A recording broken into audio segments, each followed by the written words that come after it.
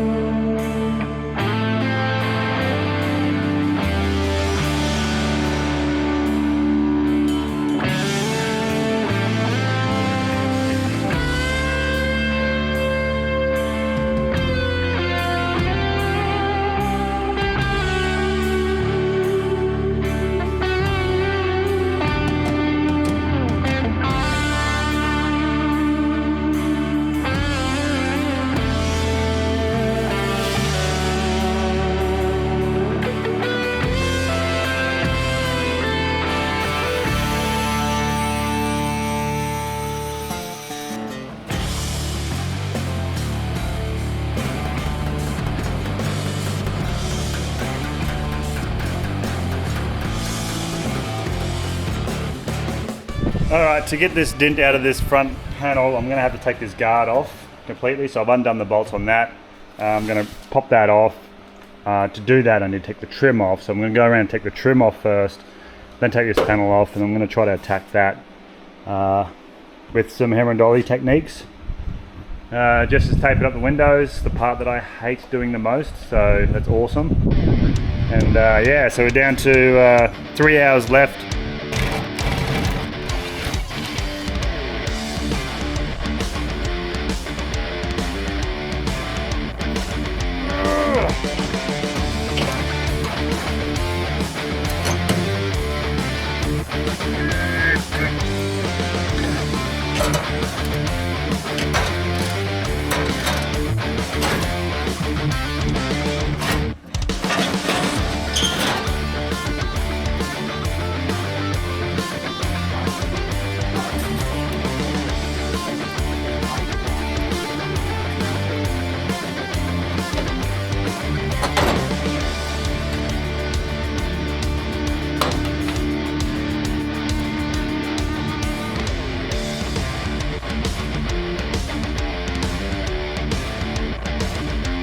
So as you can see, we got the front guard off. We didn't get as far as we wanted today, as in AKA 4-hour paint job, because halfway through we're pulling this thing apart. We actually found out that this shell is really good, actually. It's really good, near rust free. We've got a few little rust spots, but bugger all. So all the insides and the inners, the inside of the inners are pretty well, yeah, it's still pristine. So we decided to do a full resto on this thing. It's not going to be show car, but a decent resto. So we're going to spend our time a bit better to crank on this thing and to do it right, rather than just a slap on paint job, which we were going to go for. So the old CM's going to live to see another glorious day properly. So okay, so while you're watching me shape this panel, hopefully into a straighter shape, quick rundown on the car. It's a 1980 CM Valiant. It had a 6-cylinder, I think it was a 245 or something in it. 3-speed manual, I believe. But we have rebuilt a 440 big block out of a motorhome on this channel previously for this car. Actually, it was for my VJ Charger, but it's ages away yet. So I'm going to put it in here for now, and maybe it will stay in here. But I've got a 727 torque flight that's going to go behind that. And that's basically it. All right, so that's where we're at now. About half an hour, 45 minutes on that hammer and dolly.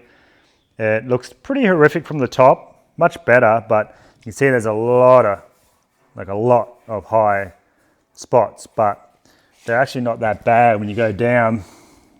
Skim coat of bog, and the overall shape is what I was trying to get, and I think I've achieved that.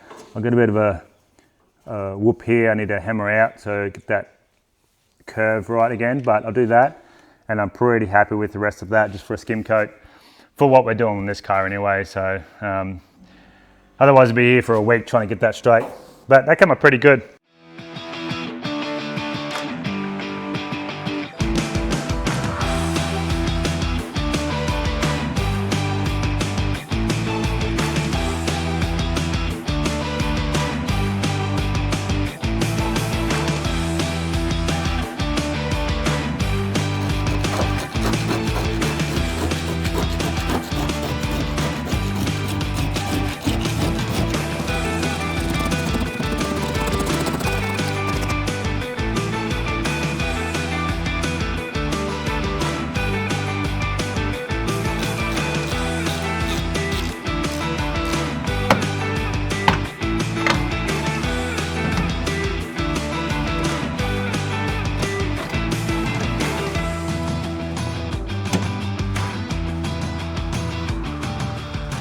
Well, this mirror took 40 minutes to get out.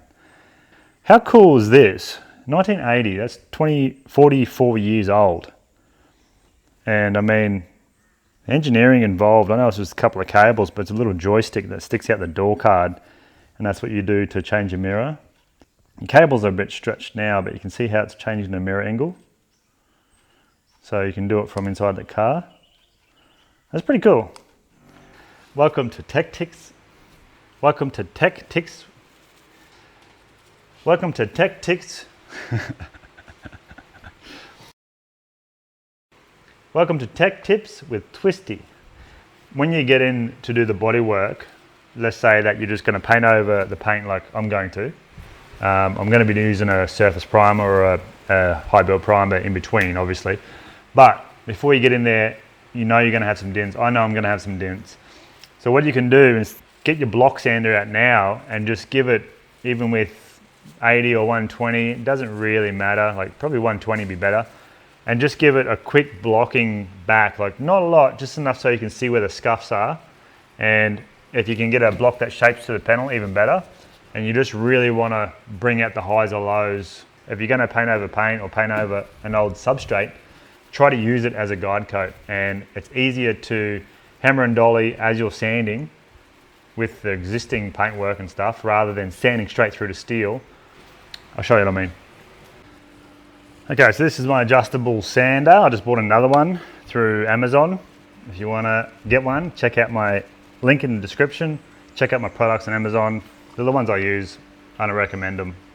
This is the second one I've bought just because I wanted two. One for wet sanding, one for dry sanding. Okay, so with this one here, you can adjust it. So get it so you have, see how it's got rock? This is a different tech tip, but you wind that down so it has no rock. A little bit less, because when you push down, it will actually bend a little bit. Get it pretty perfect to your panel, and then just do your scuffing lightly. Cross hatch it.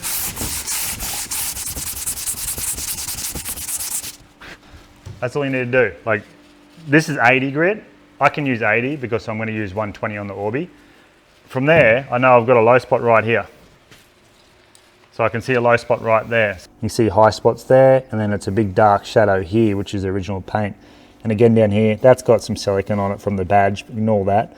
But that's a big shadow right there. That's low point, high, high, high, high. So even before, once I get that breakthrough, that's it, I stop. And then I get it by hammer and dolly and hammer that out, that dark section, give it another couple of scuffs until I start seeing my scratches go through the low spots. Might need a bit more, maybe hammer that down and play with it as you go. So then when I'll get it 90% better, then when I hit it back with the Orbi, like the pneumatic one, super easy, it's doing most of the work, but the panel's already mostly straight. So you might have to do a skim coat here and there. It just saves a whole lot of work. That's today's tech tip with Twisty. Delicious. Welcome back to Twisted Metal Customs. You're with Twisty, and we're in the TMC workshop. And yeah, we've got the hoists, we've got the sign, we've been working on the jail bar, been working on the GMC, been working on the Sylvia and the Skyline. My plans for this have now changed. Originally, I was going to go a 440 big block, which I have rebuilt on the channel, just a stock rebuild, and just an auto gearbox, and just have it like a grandpa spec, just a daily. But now I've got this other build, this one here, I'm going to flip it. So the 440 may or may not go with it, depending on the asking price or what people will offer me for the motor combo. But at this very point, I'm going to sell this as a roller, but rust repaired and primed and painted. So that's today's episode. We're going to get started onto this because I am broke and I need some more money to finish this off.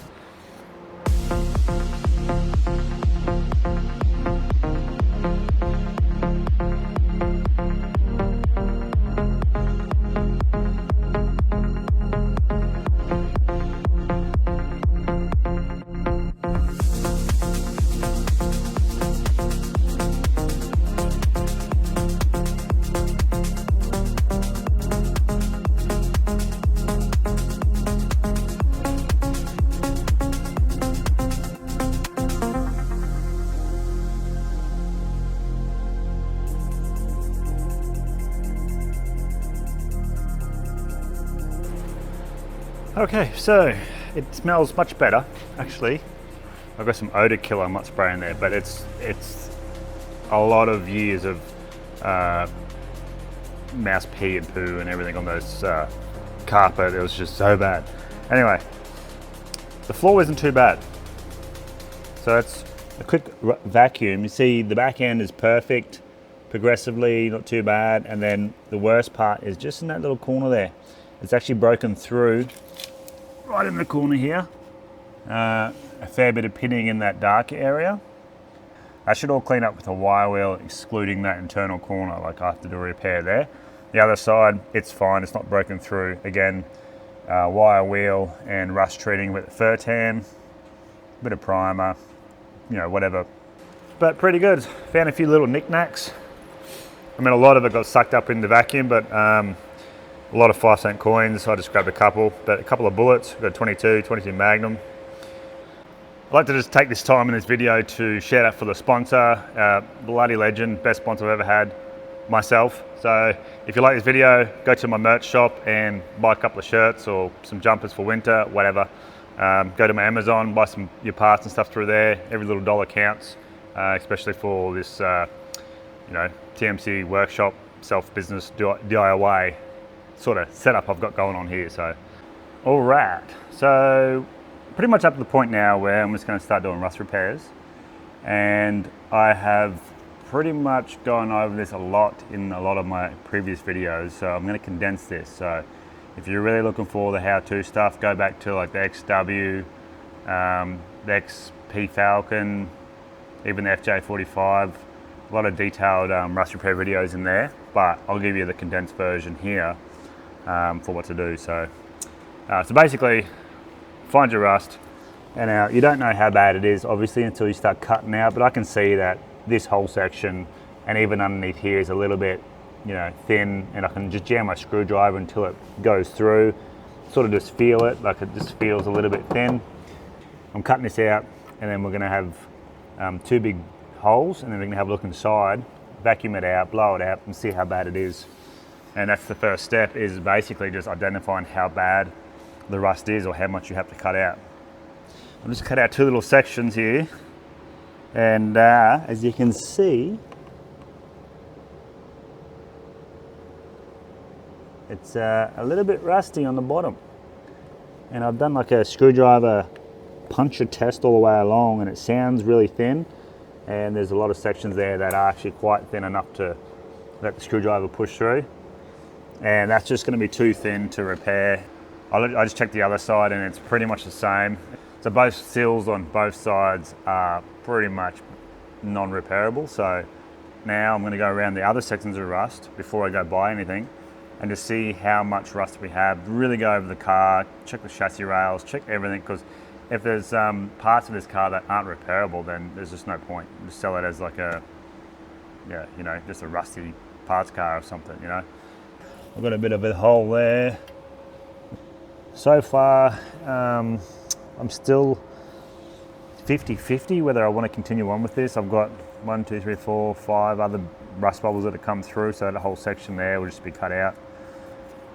Look, it's not big jobs, but there's a lot of little jobs, and I've just got to weigh up with my profit margin and all this time in doing all the rust repair to sell it painted. You know, I've got to work out, make sure I'm not undercutting myself, you know. Does that make sense?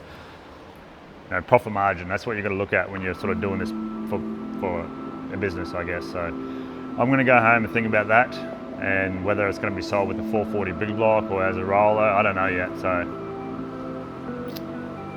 really don't know.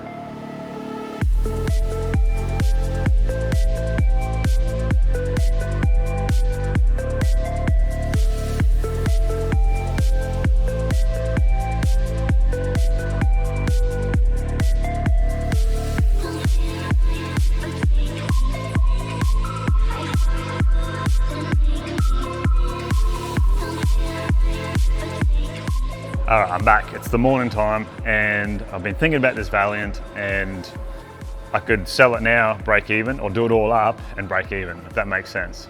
So that's why I was making a hard decision whether I do it up or not on the channel, or just sell it as is and just sort of move on. So we're going to do it up over time, do some videos on it, learn together, make some cool stuff, make some tools for it. Saved myself 20 bucks. It took me 20 minutes.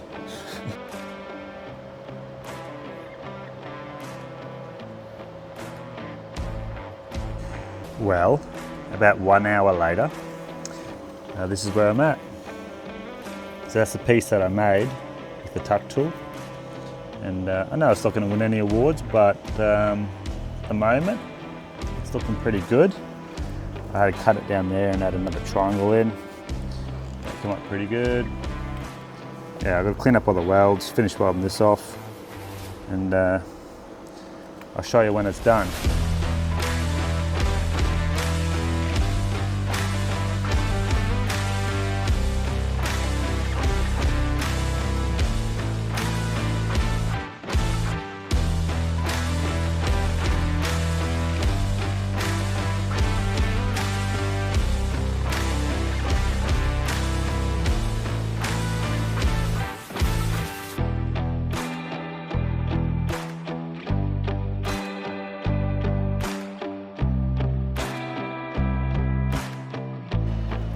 Well, I've been working on this Valiant for pretty much all today, so 7 hours today and an hour yesterday, so 8 hours, and you've seen everything that I've done in those 8 hours. So the inner and the outer whole corner, and then that top, you know, big crack section, and then there's a couple other welds in there, that top section there, and that in there. So that's not bad.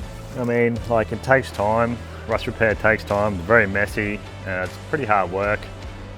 I've got to keep working on this GMC. I've got the whole back section there pretty well mocked up and semi-restored, so I need to put some epoxy primer on that.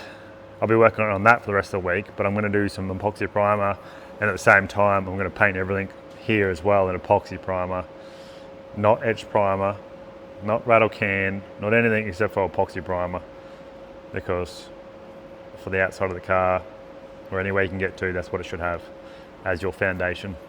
I'm going to also spray up inside as much as I can to give it all rust protection. So everything else is done bar the sills. So that was the main thing with, if you watched the last video on this car, I had to make a decision whether I flip it, like restore it, rust repair it, paint it, and then flip it, or just sell it as is for a couple of grand. So obviously, I had some help from a good mate. We've done the full body work, everything's been done, and it's in epoxy primer. It took us about 3-4 days. Now it's just the rust repair on the 2 sills, and a little bit in the floor on the driver's seat. But once that's done, high build primer, paint, out the door. One of you lucky viewers might have the chance to buy it. If you want, hit me up. Anyway, let's get into today's episode, doing rust repair. If that's not what you want to watch, then too bad. You cannot click off this video. You're obliged to not click and not skip. So, if you haven't watched the XW rust repair on the sill, then check it out too, because it's exactly the same job. I'm going to do very similar to that, but hopefully I can be a bit more clearer and precise as I explain it to you. But I'm going to get set up and then we'll get stuck into it, start chopping this out. You might have similar rust repair to do on any car. It's going to be exactly the same, unless it's made out of plastic, then go to the arts and crafts shop, I guess.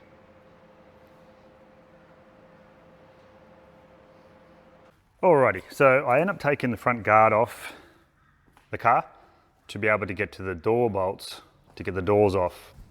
I've removed the doors. I'm doing a full paint job. So if you're not doing a full paint job, also get a bit of pencil or a pen and mark your door hinges so you know where the doors go back on to keep the door gaps, because it makes it a hell of a lot easier to put the door gaps right when you have it pre-marked from the last position.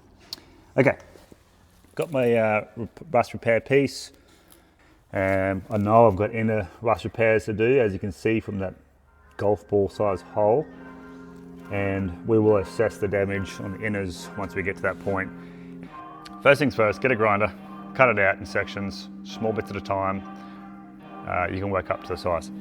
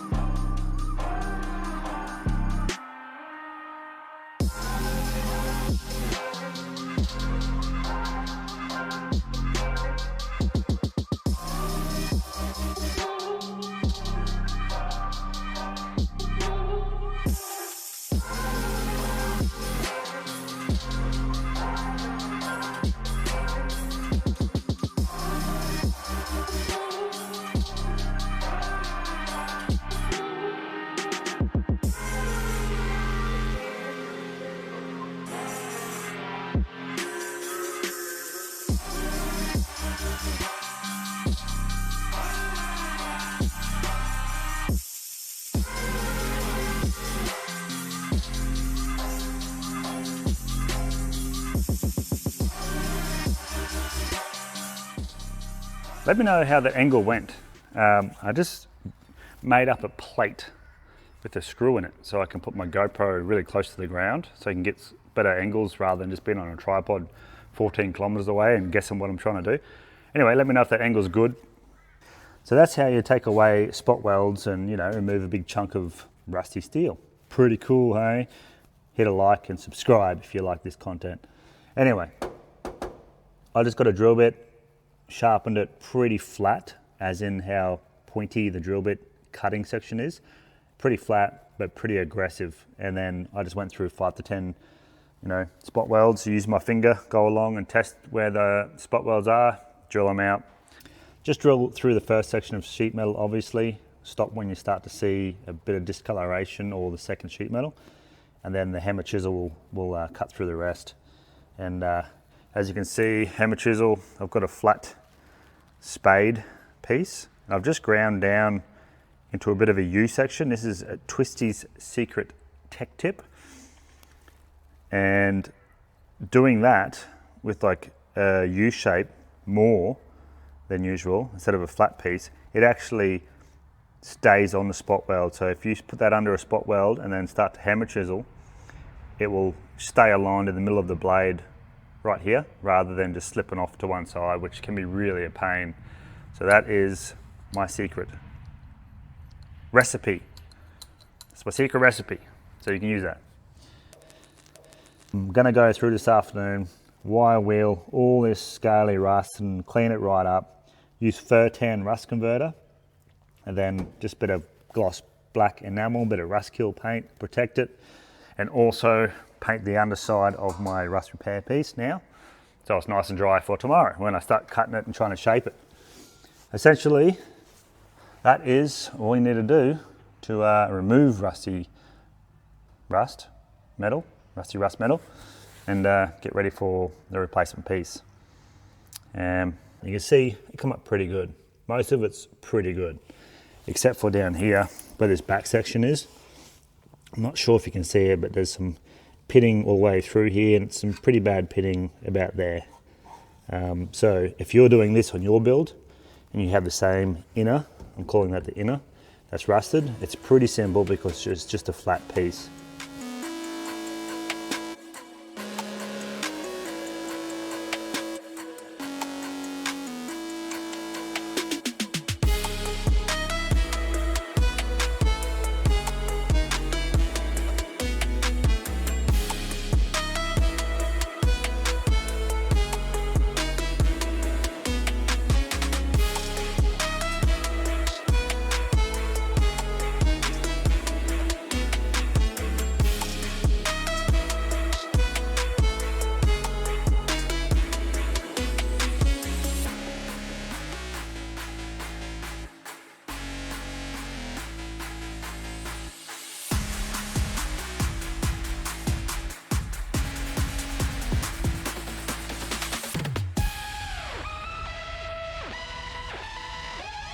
Well, it's been 2 days and I have been doing a bit of work on my ZC. Doing a cut polishing, got the boot painted and the bumper, rear bumper. Nice daily, took it for a spin before. Suspension's pretty bad. New shocks in the back. Front ones are like, I don't know, 12-year-old. They're lowered, but they're just rock hard. Anyway, back to the video at hand. Okay, so now that's mocked into place. And what I do is just run my cutting disc in between that gap, backwards and forwards. And you'll see that it's tight in places, loose in others. That's just because of my terribly cut straight line. And I keep doing that until, see this 10mm gap, see where my thumb is here? That's where it needs to be. There, we're sticking out about 10mm. So reality is that I'll just keep cutting through that gap, and I've got it clamped, so it's not going to move. It's got a bit of pressure pushing in. Careful of your disc pinching, wear safety gear. Keep running your disc through there until it's pretty well perfectly parallel. Once that top lip, the most important part is that top lip that you'll see, this corner. Once that's sweet, then I can tack it in, and then from here, I'm just going to get my grinder and just cut straight down next to it. Easier said than done, but it takes some time, and that's the beauty about rust repair is that, you know, it's not very expensive to do it yourself. It just takes a lot of time, patience, and a little bit of skill, but you don't really need skill. Just look at me.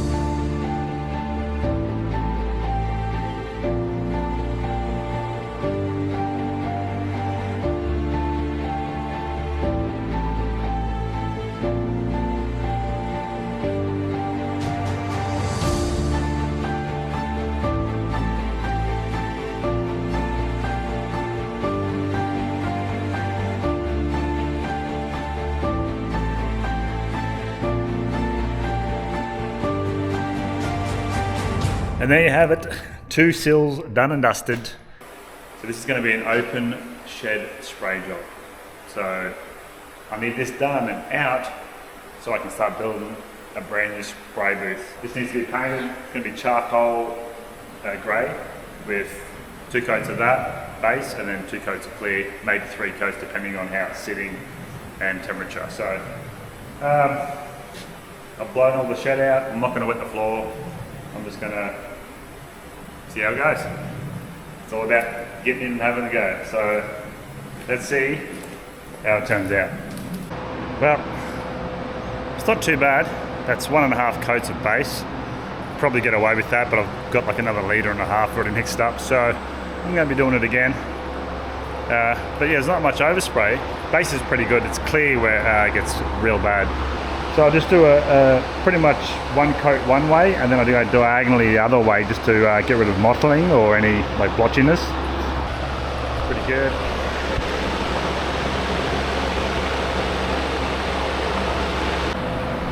All right, second coat done.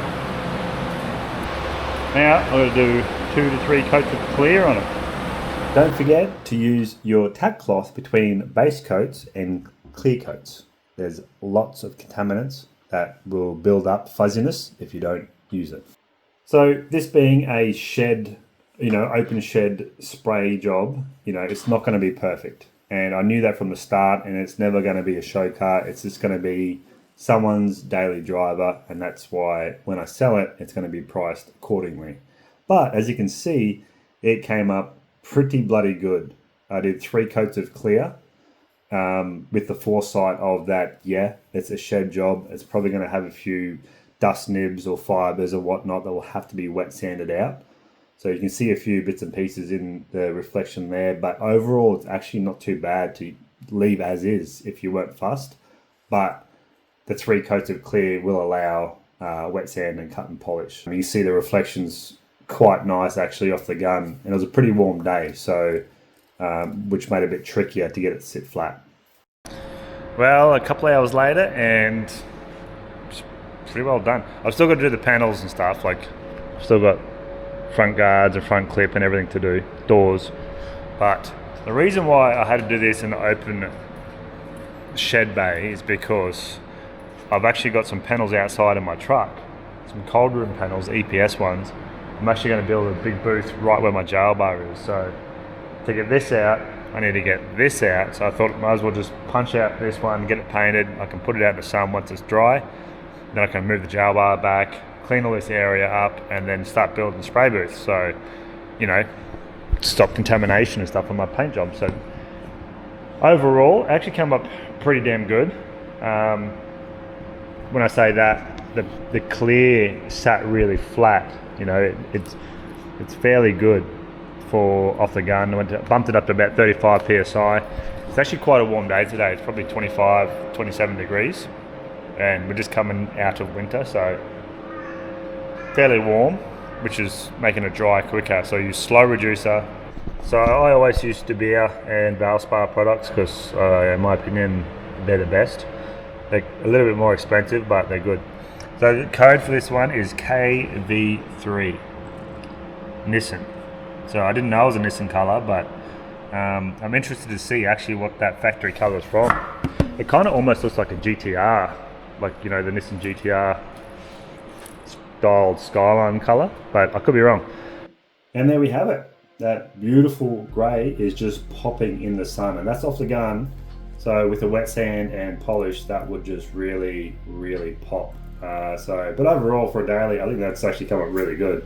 There's a bit of dirt on it at the moment, but obviously it cleans off. That's it. Thanks for watching, and I'll see you on the next one. Coming up on Twisted Metal Customs is a rear-wheel drive V6 Buick powered Suzuki Swift drift car build. Why? Why not?